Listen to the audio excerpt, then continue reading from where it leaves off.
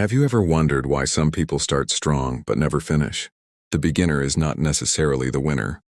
The winner is the finisher. And the finisher is the person who learns to exercise great faith in the middle of great trials, persecution, disappointment, and uncertainty. The Bible tells us in 1 Corinthians 10:13 that God is faithful.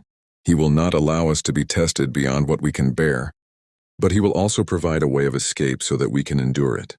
So, when you find yourself going through a difficult season, don't immediately assume that God has abandoned you. Your trial may be testing your faith, developing your character, and preparing you for your next level. Sometimes, our greatest problem is not the challenge itself. It is our inability to see beyond the challenge. Lack of faith can cause us to make wrong choices, take wrong steps, abandon good relationships, walk away from opportunities, or give up on something God was still working on.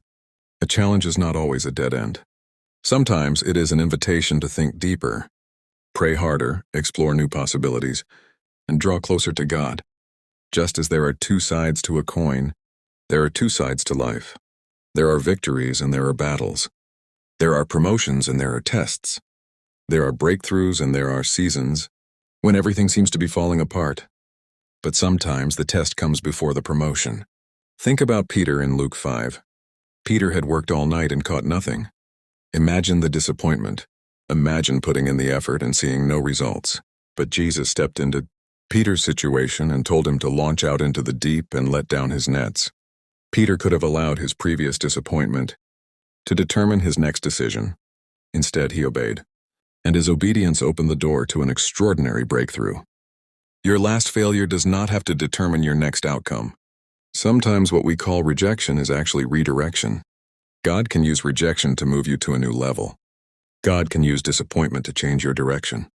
God can use closed doors to protect you from something you cannot yet see. God can use what looks foolish to confound the wise. The problem is that many people make permanent decisions based on temporary situations. Some businesses have failed because the owner interpreted a setback as the end of the journey. Some people abandoned their dreams because they experienced rejection. But ask any successful business person, ask anyone who has achieved something meaningful. They will tell you about their setbacks and their comebacks. Behind many testimonies is a season nobody saw, a season of tears, a season of uncertainty, a season of rejection, a season when they had every reason to quit but chose to keep going. Your challenges can cause you to think deeper, examine your life, choices, priorities, and most importantly, your relationship with God. So don't waste your trial. God bless you. Amen.